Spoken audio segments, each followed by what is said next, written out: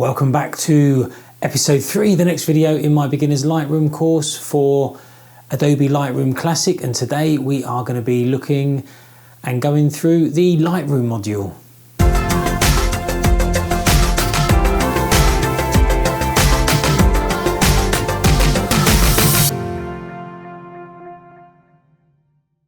So hi everybody, welcome back, Richard here, welcome back to the channel.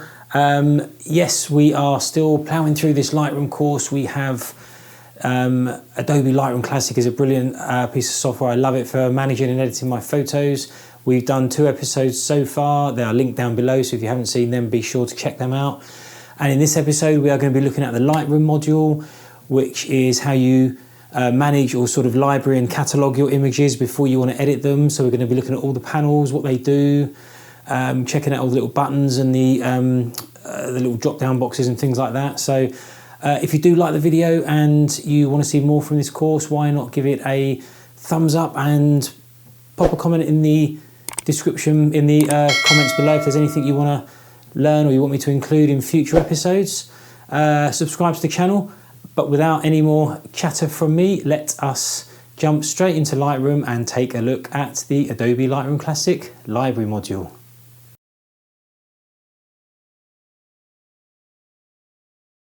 Okay, so here we are in the Lightroom Library module. The screen is mainly broken down into separate panels.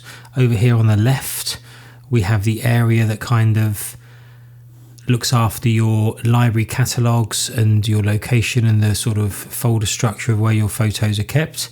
The area in the middle is where you can view your photos. There's several different views. We have a thumbnail view, we have a single photo view, we have a comparison view where you can compare one to the other, and a couple of other views here that are not used quite as often, but we'll go through those anyway in later videos. Over on the right hand side, we have, before I go over there actually, just at the top of the middle view, we have the filter bar where you can filter your photos on things like text, attributes, metadata.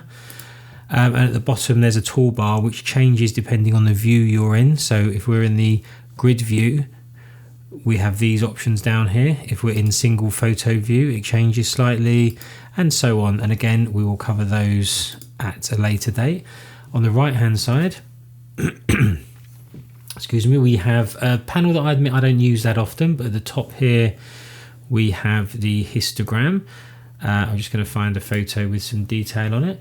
So here we have the histogram with the settings used underneath. Underneath that on the right hand side, there's things like the quick develop module, the keywording, the keyword lists, metadata, and comments, which isn't really used in Lightroom Classic. Quick develop is pretty straightforward. It adjusts the exposure, just the basic settings if you like, and any adjustments that you make here will be reflected in the develop module. Underneath that, like I say, is the keywording where you can type in any keywords that you want, or you can pick them from suggestions that is made, or you can pick them from any keyword sets that you may have set up yourself. So let's pick on, we're on this photo here, so we're going to pick on whiskey, and these are all the keywords that I've added to a keyword set called whiskey. That's the keyword in. Underneath that we have keyword lists, so this is all the keywords that have been used in this particular catalogue at the moment. And like I said, the metadata, which is pretty straightforward. It's the type of camera, the settings, the dive resolutions, the date time, things like that. Underneath there we have the thumb strip, or the thumbnail film strip, which you can scroll along and look at all your photos that you have in your chosen view. So this is the library, so this is all 81 photos. We change to a folder and it will just show the number of photos in that particular folder at the bottom there. We can adjust the height just by moving this up and down. So first up, let's come and look at this left hand side. I'm going to go back to an image that I know is a full resolution image. So let's just click on library and go back into this image here. Just a snapshot in the office, nothing special. So in the navigator panel, this is kind of used for zooming. In the old days, if you applied a preset or hovered over a preset, it would only adjust this thumbnail at the top left here, but it now adjusts the whole image. So this is really now used just for zooming in and things like that. So let's say we want to zoom into 300%. Yes, it gives a nice close up here, but if you look in the top left hand corner, you can see the white box that if we move around, you can choose where to put that white box. And if we come back to the photo and move the photo around, you'll see the white box moves as well. Underneath the navigator panel or navigator section of this left panel, we have 4 separate sections called Catalog, Folders, Collections and Publish Services. Now to set up the view for these, there are several options. If we right mouse click, you can see the 4 ticks here. That is because we have 4 sections. If you don't want to see Publish Services for whatever reason, then you can just untick the Publish option, but we're going to turn it back on again. So we've got all 4 here. We can expand them all just by clicking on Expand All. We're going to collapse them again. And you can go into solo mode, which means that only one will be open at any one time. So if you open Collections, Catalog will close. If you open Folders, Collections has closed. So that's just how you can set up. That is also the same for the panel on the right side as well. Now here is the Catalog section. All photographs, self-explanatory. That is all the photographs in your catalogue. All synced photographs are photographs that have at some point ended up in your Lightroom cloud.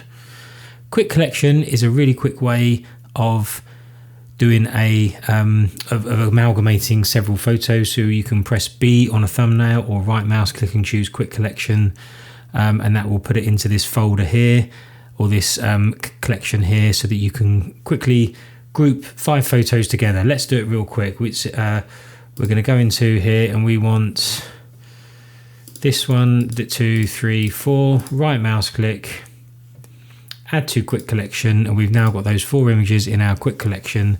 But we are going to just as quickly take them out again. And previous import again is self-explanatory. They are the images that were imported last. Folders. So these are all the folders I have added to my Lightroom catalog. It replicates the chosen folders on your hard drive. So somewhere on my hard drive under Home 001 hard drive, there is a folder called Photos for Lightroom Tutorials, and I've just imported those folders into the Lightroom catalog. The folders haven't been duplicated. They haven't been added anywhere else. There's still one photo on my hard drive in this location. It's just that we're looking at it through the library interface in Lightroom. So we're going to close that one up. Next up, we have collections. There's nothing in here really apart from this one quick folder that I've set up at the bottom. Let's say you have got some landscape photos that you like. You can again click on the ones that you like, 1, 2, 3, 4, drag them into the collection that you've set up called Best Landscapes. Maybe you want to just highlight the ones with lakes or with water in. Or your favorite, and they are now in Best Landscapes. They do not duplicate photos, they do not add other photos anywhere else. They are just taking the same photos and adding them into this collection. Thing to note though, that the photos that you do put in a collection are the same photos that are in your master catalogue. So for example, if we were to take this photo here and do a quick conversion to black and white, and we'll go back to the collection, you can see it's now black and white. If you drop that into your landscape folder, you'll see it's also converted to black and white. So do not think that the photos that you put in a collection are separate to what is in the main catalogue. If you want to make any adjustments to a different image or to the same image but a different copy, then the best way to do it is to create a virtual copy, which we'll go into in another video. But I just wanted to point out there that these these photographs are the same photos that are in your master catalogue. So don't go ahead and edit them blindly or madly and expect to go back to your folder and see it still as the original image. It's not doing anything to the photo itself on the hard drive, but it is adjusting it in Lightroom. So you don't want to do a quick edit, make it look brilliant, or make it look your amazing photo and then think, I wonder what it looks like black and white, and then make loads of adjustments to it and then realize that you've lost all those initial edits that you did. So just bear that in mind if you are editing photos that are in your collections folders here. So I'm just going to hit Control Z a few times just purely to go back to where we were, and we will now remove these from the collection, head back to folders, and we can see the photos are still there. And publish services is the last section on this left hand side, and it's a way that you can get your photos from Lightroom into other systems or other applications or other websites without having to export them to your hard drive and re-import them again. So we could technically take all these images, if it was set up properly, and export them straight into Flickr and straight into SmugMug, and it wouldn't touch our hard drive at all. It would just send them straight from here into those applications. Not something that I do that often, so if you want a fuller tutorial on this, drop me a comment down below and I'm happy to do that if it's something that people want to see. And at the bottom here we have two options, import and export, which is where if you want to import anything into your catalogue, be it from your hard drive or a new memory card, and the opposite of that is export. Perhaps you want to export some of these images out to your hard drive because you want to email them to somebody, or you want to share them out on social media or something like that. So moving over to the middle section now, which is the main viewing area. At the top we have, let's just make sure we are in all our photos first. At the top we have the filter bar, so we can filter on lots of different things like dates, cameras, lenses. There's a little menu somewhere that we can click on and we can pick all of these options if we wanted to apply any filtering to the library that we're currently in. At the bottom we have a toolbar which sets different criteria depending on what viewing option you're in, and here are the viewing options. Down on the left hand bottom corner screen we have thumbnail view, single photo view that's super zoomed in. This is a comparison view where you can apply two photos next to each other, and there's other options here as well that we'll go through in a bit more detail at a later video. Now coming over to the right hand side, let's click on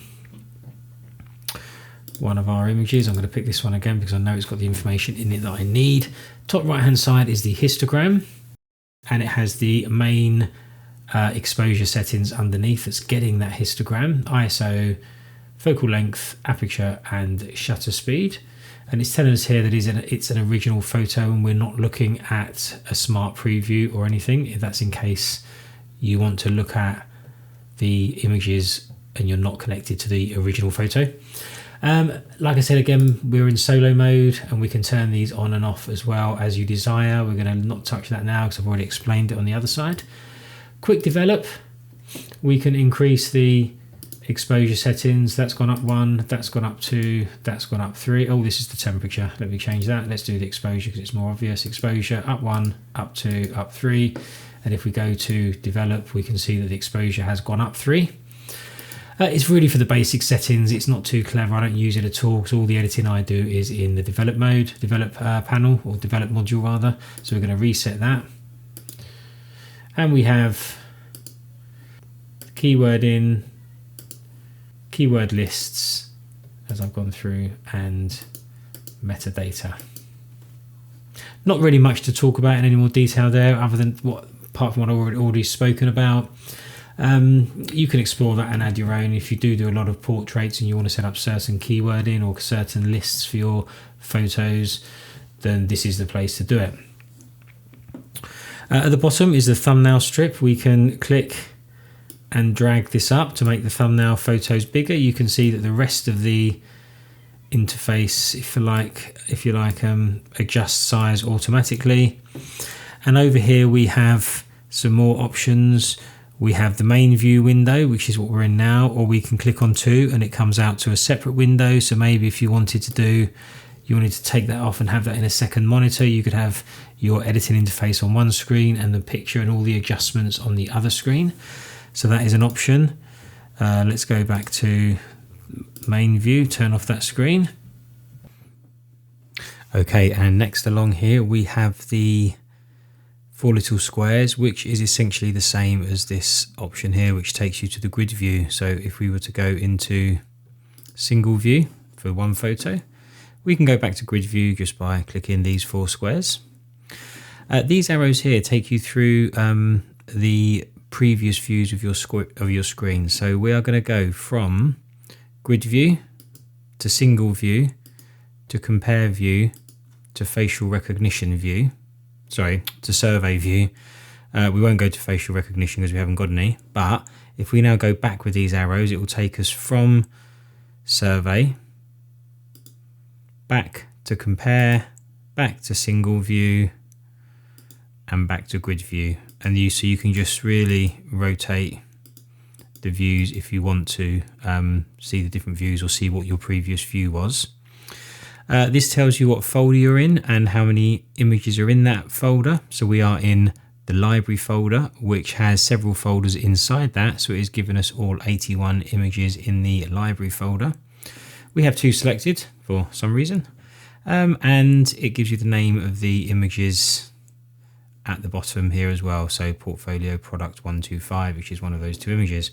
If you click on this small drop down arrow here, what I'm going to do quickly, let's expand all of these and go back to here. So we have all photographs, which is up here, quick collection, previous import, and it's kind of like just the recent ones that you've been in. So if you see now, it says library landscape, best landscapes.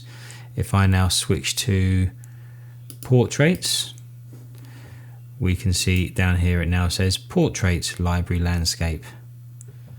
If I now switch to roadside, it now says roadside portraits library landscape. So it's just a history of the folders and the sources that you've been looking at, as opposed to just a mirror of what's down here.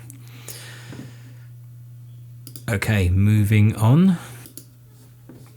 Over here we have filters. So if we wanted to view, let's go back to the whole library. We have 81 photos down here now, 81 photos, and we're obviously on one of them.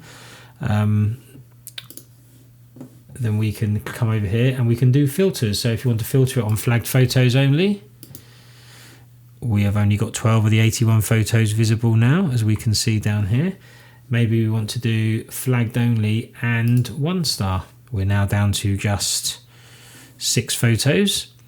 And maybe we wanted to do flagged only and 1 star and those with a color code red. And this should give us no photos because there is no photo labeled red. So we're going to take all those off again just by re-clicking on them. And then we can see over here that we have an option to look at anything that is the original photo, i.e. not a virtual copy. And we can filter on videos. We have no videos. We have 2 virtual copies, and we have 79 original photos only. And if you want to clear your filters, you just come to this drop down box and turn filters off.